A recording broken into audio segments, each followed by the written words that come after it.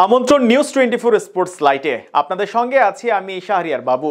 চলুন দর্শক জেনে নেই আজকের খবরের বিস্তারিত রিপোর্টের বাকি অংশে।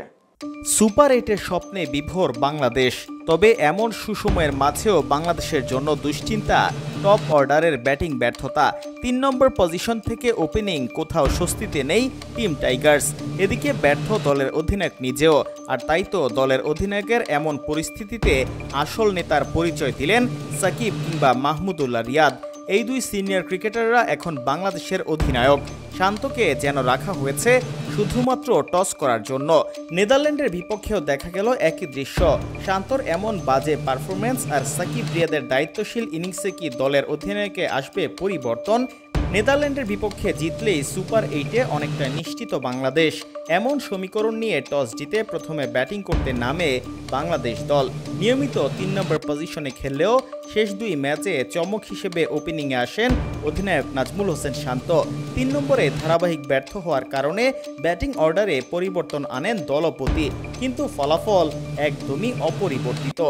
শুধু নেদারল্যান্ডসের বেলায় না, টানা কয়েক ম্যাচ ধরে দায়িত্বহীনতার পরিচয় দিয়ে যাচ্ছে বাংলাদেশের অধিনায়ক শান্ত। ব্যাটিং অর্ডারে যেখানেই খেলছেন তিনি সেখানেই তুলে ধরছেন নিজের ব্যর্থতার ধারাবাহিকতা। তাই প্রশ্ন উঠছে তার দলের অধিনায়কত্ব নিয়ে। এমন পারফরমেন্স করে দলের অধিনায়ক হয় অসন্তুষ্ট ভক্ত সাপোর্টাররা, অথচ দলের বিপরীতে দেখা যায় আসল অধিনায়ক যেন সাকিব এবং মাহমুদুল্লাহ রিয়াদ। শান্ত যেমন ধারাবাহিকভাবে ব্যর্থ, ঠিক তেমনি প্রতি ম্যাচে দলের হাল ধরেন অভিজ্ঞ সাইলেন্ট কিলার। তার কারণেই বেঁচে যাচ্ছে বাংলাদেশ এবং সাথে লড়াই করতে পারছে পুরো দল। নামে অধিনায়ক শান্ত হলেও মূল দায়িত্বটা যেন রিয়াদের হাতেই। শেষ কয়েক ম্যাচের পরিসংখ্যান বলছে শান্ত যেখানে অধিনায়ক হিসেবে 5 ম্যাচে করেছেন মাত্র 58 রান, সেখানে মাহমুদুল্লাহ রিয়াদ 3 ম্যাচেই করেছেন 61 রান।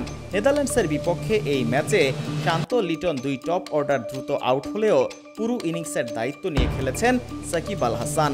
23 রানে 2 উইকেট হারানো বাংলাদেশকে বড় টার্গেটের স্বপ্ন দেখান বিশ্বসেরা অলরাউন্ডার।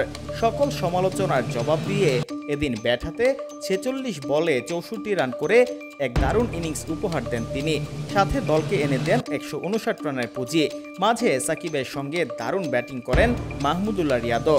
তার ব্যাট থেকে আসে 21 বলে 25 রানের কার্যকরী এক ইনিংস। মূলত এই দুই সিনিয়রের কারণে 150 রানের গন্ডি পার করে টিম টাইগার্স।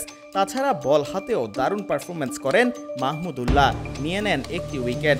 আর সেখান থেকেই প্রমাণ পাওয়া যায় নামে শান্ত অধিনায়ক হলেও আসল কাজটা তাদের হাতে। তাছাড়া শুধু ব্যাট হাতেই নয়, ম্যাচের গুরুত্বপূর্ণ সময়ে বোলিং পরিবর্তন আর পরামর্শের দিক থেকেও সাকিব আর রিয়াদকে দেখা যায় সক্রিয়। দুজনই ক্রিকেটারদের উজ্জীবিত রাখেন। সঙ্গে ফিল্ডিং সেটআপের দিক থেকেও দেখা যায় এই দুজনের সব দায়িত্ব পালন করছেন। তাই সব মিলিয়ে বলা চলে আসল নেতা সাকিব আর রিয়াদি। তাদের কারণেই বাংলাদেশ লড়াই করতে পারে।